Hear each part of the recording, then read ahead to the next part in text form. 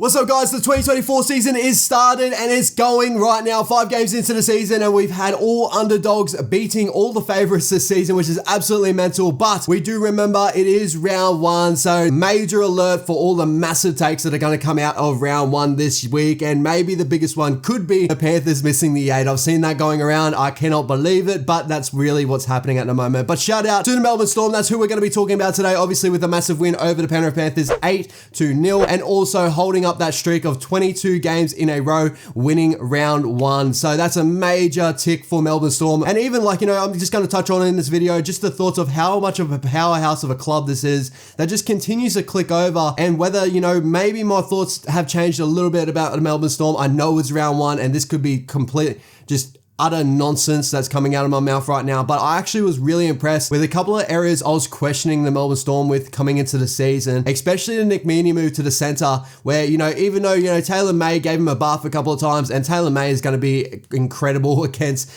pretty much the whole competition. That outside back's going to really struggle with Taylor May this year. I thought he played amazing in that centre role, and Penrith are just going to keep being Penrith, and that's the biggest thing coming into the season. But I was really impressed with a lot of the players that I had questions over coming into the season. Nick Meaney was definitely one of them in that centre role. He looked really lively. I think he led the Melbourne Storm for run meters in this game. Yeah, with 166 run meters in this game, I thought he was just lively, energetic. He had a couple of errors in his game, but I know that he'll fix up on that. And I thought, his defensive movements weren't horrendous, especially for a guy that is just learning the centre craft at the moment, obviously coming from fullback. We've seen him play wing, we've seen him play 6 before back in the day. He's got that utility value where you could chuck him in multiple different positions. But coming into the season, I just couldn't see Nick Meaney playing amazing at centre, but I can kind of see it now. I kind of see, them building on it. Another massive shout out to someone like Will Warbrick, who last night, that he just continues to grow on his game. He's looking big, imposing. I think there was a couple of times there where he almost getting over across the try line, or, picking up some points in this game, and he was just really, really hard to handle. Ryan Papenhuyzen still was yet to work out, back in his side and that, but I thought he was energetic in a couple of moments. I saw the little play with Jerome Hughes and trying to play back on the inside with Papenhuyzen a little bit.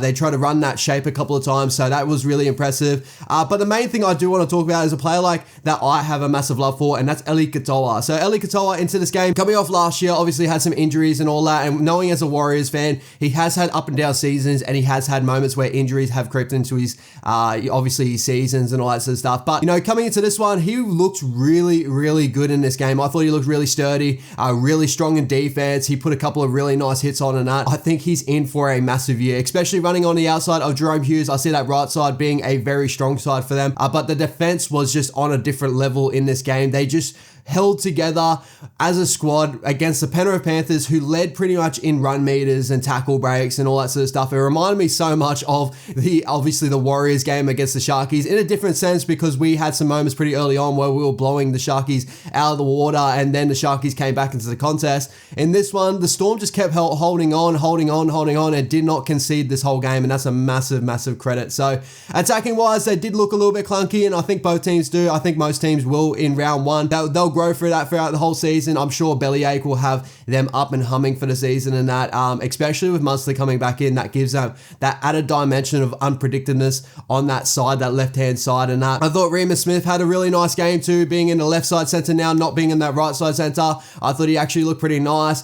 Xavier Coates was really, really impressive. Whether he can win a winger spot for the State of Origin this year, I'm still kind of on the fence. I really don't know, but we'll talk about that closer to Origin time, because I know a lot of people love to start talking Origin way too early, and it's pretty much the same with round 1 takes, and really the takes on both sides here. With the Penrith Panthers, I wouldn't be worrying too much about them at all either. They're just going to be so classy. As I said, they led in pretty much all the key stats into this game. Run meters, tackle breaks. Taylor May looked absolutely incredible in that. Suni Turuva had some really nice moments, and they just have that little pedigree in them where they just felt like they were hanging in this game, and they're probably going to find something at the end. And no matter when the Penrith Panthers aren't looking amazing, you always see at the scoreboard and you go, maybe one try changes this game, and the Penrith Panthers could pip it right at the end. And they did that obviously in the World Club Challenge. They almost pipped it at the end. In this game, I felt like, Melbourne had a lot more opportunities to score tries in this game. There were a lot of hit backs from no try calls and stuff like that. but the Penrith Panthers did look lively in a whole lot of moments where I felt like that maybe they could kick into a different gear and maybe snatch this game pretty late on from the Melbourne Storm. You know, going 2-0 into halftime and all that. There was not really much to play with the Melbourne Storm there. But my last little thoughts from the Melbourne Storm is obviously around that forward pack and that, and it's really where the massive talks are with the Melbourne Storm coming into the season as well. You know, I had worries on their back line with, you know, Nick Meaney and all that fighting into that center position and really how they're going to look on the outside there, especially with Will Warbrick another year under his belt, whether he will grow into the player that they want him to be, because he's had massive moments, but he just needs to find consistency in that, and Xavier Coates just needs to stay on the football field. But with the forward pack, Eli Katoa looked really good. I thought Joe Chan had some really nice moments where he looked very strong in contact and all that sort of stuff, so I'm wondering whether he continues to be on that edge back row spot. It was really funny to see that Sean Bloor did not make this starting lineup here as well.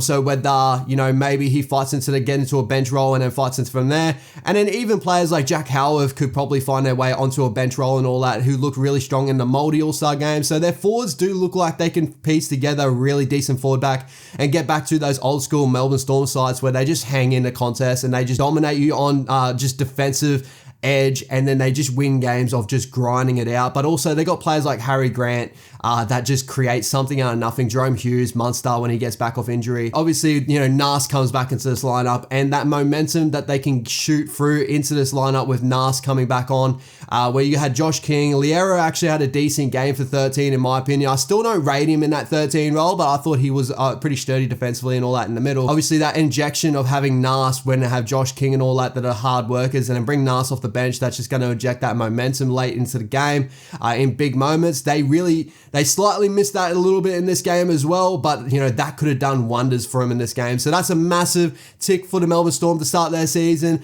to really tick out all the questions, and they just got to continue on to grow like all other teams in this competition, like the Melbourne Storm, like the New Zealand Warriors, like the Penrith Panthers, like the Newcastle Knights after a pretty disappointing loss to the Canberra Raiders. It's round one, and this is where we're starting from. But what I'm saying is, what amazing signs from the Melbourne Storm, especially with a classy outfit that just keep breaking records, that look like even on their worst years, they could still be a top 4 side, which is just absolutely mental. Especially for me, if you haven't checked out my ladder prediction to start the year and that, I did a live stream where I talked about my thoughts on the ladder prediction and who is going to sit where at the end of the season. I had the Melbourne Storm 5th.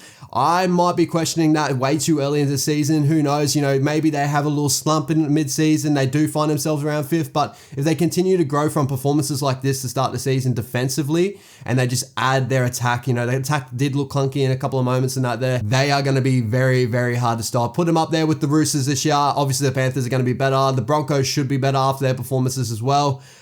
This competition is looking so, so good. And I think we all say that at the start of every year, and usually after 5 to 6 rounds, we'll start to see where the competition sort of lies, you know, who looks like the more dominant teams and stuff. But even before the season, it was so tough to predict this ladder and really sit where every other team is sitting at the moment. And even after this round 1 games, it's probably going to be even tougher after this one to see who will win a wooden spoon, who will win the competition, who will be a top 4 team, who won't be a top 4 team. Make sure you comment down below your thoughts overall on the Melbourne Storm's first game against the Penrith Panthers. 8-0, a major tick for the Melbourne Storm, but not too much to take away from the Penrith Panthers. Really, you know, they're going to grow into the season as well. Hope you guys enjoyed the little, like, you know, the setup in the background. I put the Melbourne Storm sort of lights on in the background, so I hope you guys enjoy that a little bit. I know it's a little bit of an orange look there, as the best way I can really shoot it over the camera. And also, if you enjoy my sort of content, please make sure you like and subscribe. There's so much more coming this year. Weekly live streams, so watch alongs where I just want to chat with you guys to sit down and talk about all things footy. So hope you guys do enjoy. Please make sure you like, subscribe if you do enjoy, and have a great weekend. Up the Warriors. Let's go.